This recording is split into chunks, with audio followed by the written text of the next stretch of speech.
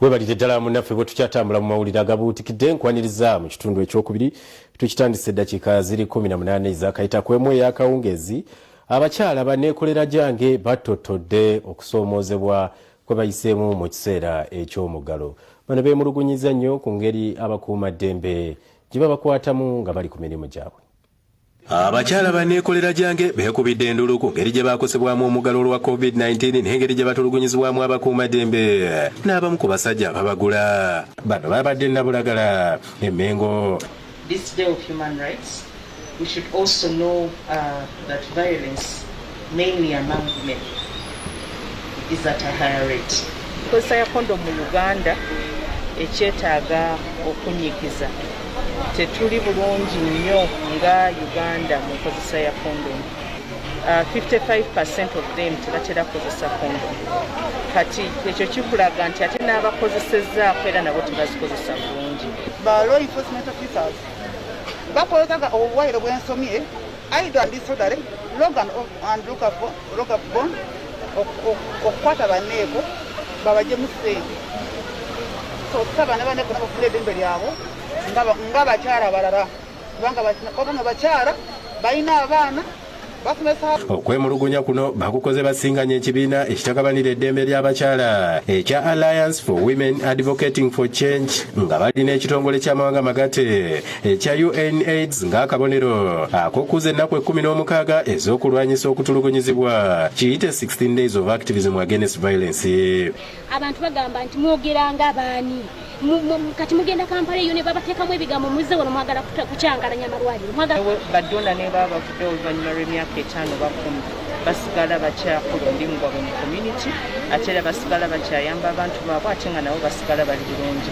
Nze Ismail Nsubuga ku Lwabukedde TV. Ate minisita avunaanyizibwa ku bamusigansimbi Evelyn Anite alambudde ku bannansi ba Buyindi abakola ebitundu by'omubiri ebiweebwa abantu ababa bagudde ku bubenje. Minisita Evelyn Anite nga yakiikidde Minisita Matiya Kasaija alambudde ku Bayindi emulago abagenda maaso n'okuwa Bannayuganda ebitundu by'omubiri abagwa ku bubenje okusobola okuddamu okutambula n'okola emirimu gyabwe. Agamba nti kyetaagisa gavumenti okussawo ekifo ekikola ebitundu bino emanyiddwa nga artificial limbs. I've discussed with them and I'm thinking that we should do a knowledge transfer. Because the way they told me this machines like this just costing $25,000 US. I guess government of Uganda can afford to buy many more of these machines and train our youth. Ategeeza nti abantu babonaabona nnyo okufuna ebitundu bino ate nga bya buseere okubitumya emitala w'amayanja. You've told me if it comes with the cost, it's a cost of $40.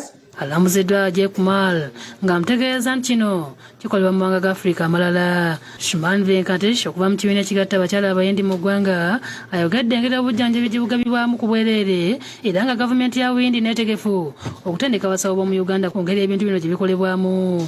They can train our Ugandan orthopedics here while they are doing the camp. It's only that the Ugandan brothers and sisters should be ready to learn.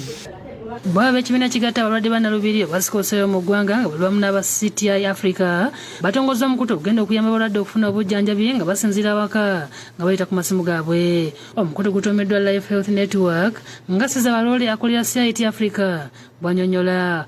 Bakubira omusawo ne boogera naye nga yeetaaga okufuna tests done nga tusindika ttiimu yaffe nekola tests ezo. Ekyo bwe bakimala tusobola n'okusindika prescription ne tusobola n'okukola drug delivery. Ebintu byonna bino nga bibasanga mu maka gaabwe. Emmanuel Majala amaze n'esikoseera emyaka 58 ayogedde okusomozebwa kwa zaayitamu. Nze nganza abeera bunnamwaya okutuuka emulago kibadde kizibu entambula tewaali bodaboda tekkirizibwa oli mulwadde wetaaga omusawo. Dr. Charles Yaga okuva minisita ebyobulamu alambuludde enteekateeka gavumenti gy'erina ku ddagala eri abalwadde bannalubiri. Kati omulimu gwe tuliko bwe gw'okuleeta eddagala lino first of all ku ssente entono ddala eri general public naye ate n'ekirala n'okulireeta mu national system lisobole okubeera accessed free. Oluvannyuma baweereddwa amasimu agasumi 50 okwanguya enteekateeka eno. Kale ate ssentebe wa NRM mu Buganda ye Minisita Godfrey Kiwanda Suubi atongoza kampeyini za Pulezidenti Museveni mu disitulikiti y'e Rakai. Omukolo gubadde ku kisaawe ky'e Rwentulege mu ggombolola y'e Kagamba. Omusasi waffe abirondodde era bino bye bisingawo. Omumyuka wa ssente wa NRM atwala ebitundu bya Buganda era minisita omubezi by'obulamuzi Godfrey Kiwanda Suubi atongoza akaweefube okunonyeza Pulezidenti Museveni akalulu era Akayi.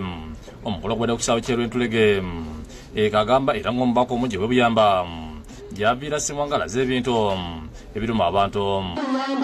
olw'okunjagala n'okwagala NRM era mbakakasa sijja kubaswaza ndowooza era ntandikiddewo. Javiira ng'era yalondebwa pulezidenti okubeera ku lukiiko olw'omuyigira akalulu mu ggwanga lyonna ategeeza Kiwanda nti beetegefu okunoonya akalulu nju ku nju. Okunoonya obululu nju ku nju kyalo ku kyalo. Ondera yanjudde ekibya kyabuziza bodaboda okuva mu bitundu by'e Rakai abagenda okubunyisa enjiri.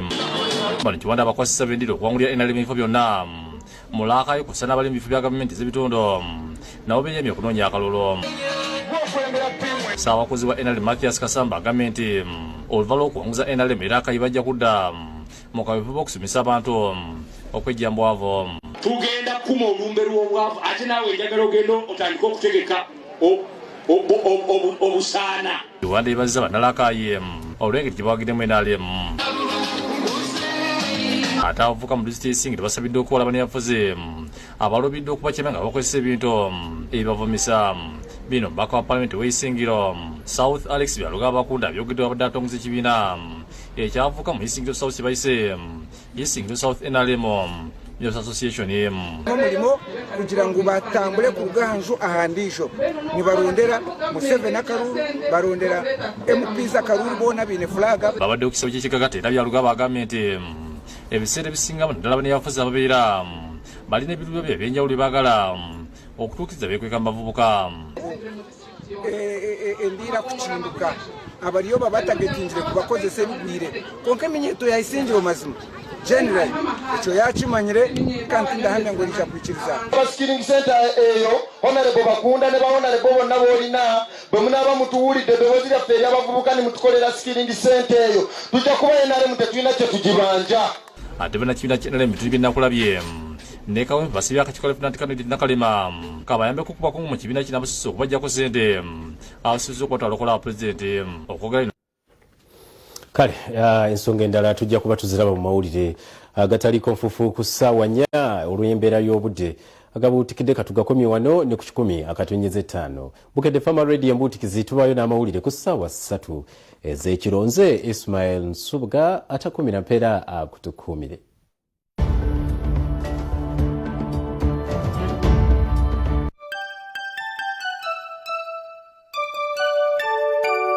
We wish you a Merry Christmas. We wish you a Merry Christmas. We wish you a Merry Christmas and a Happy New Year. Good time. It's a brand new day. Yeah. Let your beauty show as your hair glows.